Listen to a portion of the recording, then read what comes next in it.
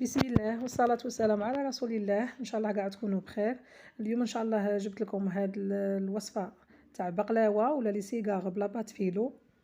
يجوا مقرمشين معسلين من الداخل، الكو تاعهم ما شاء الله. تخدميهم في وقت قصير، في ساعة تخدميهم ما يشدوش اليد.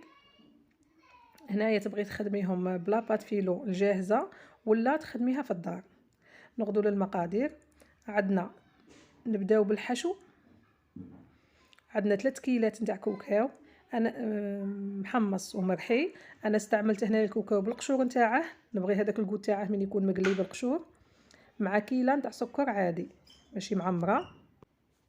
مغروف لافاني غبره. استعملت عطر ماء الزهر وعطر نوازيت، تقدروا تستعملوا عطر اللوز ولا اللي يكون عندكم غير باش يمد نكهه. هنا ملعقه كبيره نتاع زبده دايبه،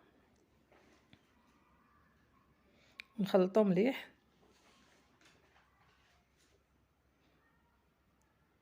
ونلمو هاد الحشو نتاعنا بماء الزهر ولا الماء زهر، ما نشمخوش بزاف، نخلوه الحشو يكون مرمل، ما تشمخوش حتى يولي معجن بهذا الشكل. نجيبو لاباط تاعنا اللي غادي نخدمو بها. انا هنا استعملت هاي لاباط،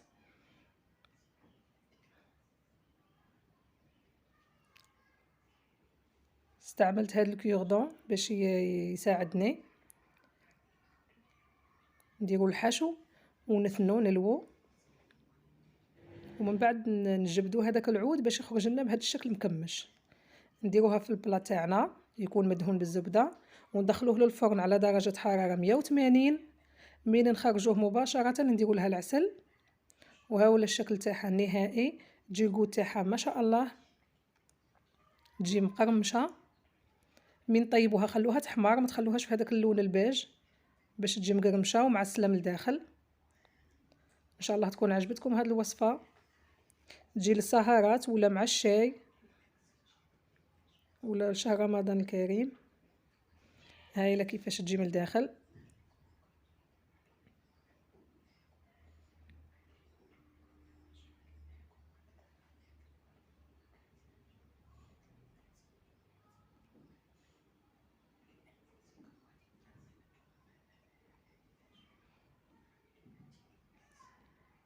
نغدو للوصفه الثانيه اللي هي اصابع الدجاج مع لاصوص بلونش.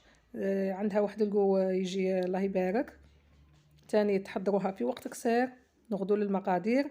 عندنا هنايا الكفته، تبغوا تستعملوا تاع الدجاج ولا نتاع الغلمي.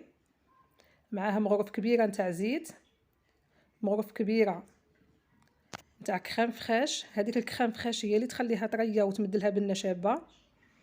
نديرو معاها 2 مغارف كبار نتاع لا شابليغ مع دنوس. نديرو لي زيبيس كيري تاع الدجاج، فلفل اسود، سكين جبير، الملح. تقدري ديري الثوم مرحي غبره اذا كان عندك. ونخلطوا المقادير.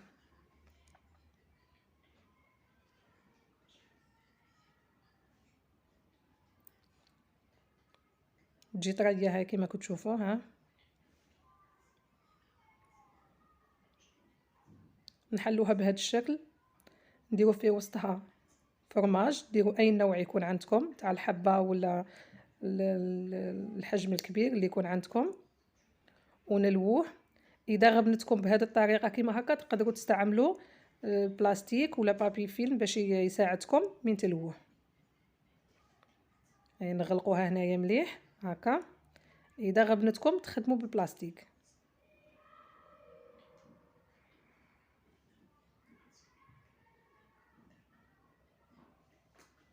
ها هو البلاستيك بهذه الطريقه،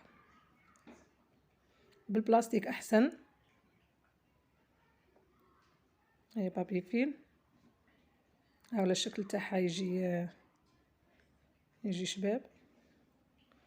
في المقله تاعنا نديرو ملعقه كبيره تاع زبده، نديرو فيها هذوك الاصابع اللي خدمناهم، ونخلوهم يتحمروا مليح، يدو هذا اللون هذا الشباب، هذا الدوغي شباب على خاطر الزبده.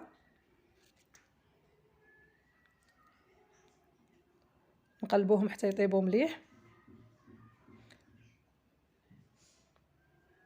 نحوهم المقله، وفي هذاك الزبده نديروا البصله مقطعه ونخلوها تتحمر مليح. مين تتحمر وتدبل نزيدوا عليها هاد لا كريم فريش اللي بقات لنا ونخلطوا. ومع الاخير نضيفوا هذاك الاصابع تاع الدجاج ونخلوه شويه يعقاد. ما ننسوش الملح ورشه تاع فلفل اسود ونطفوا عليه. يجي القوام تاعها كريمي، قوام يجي شباب. تقدميها مع المعدنوس ولا مع الفطر، مع الحاجه اللي تكون عندك. يجوا طريين ما يجوش يابسين هذوك الاصابع تاع الدجاج. ولا تقدمي معاها سلطه. ان شاء الله تعجبكم هذه الوصفه تاع اليوم. دمتم في رعايه الله وحفظه، في امان الله.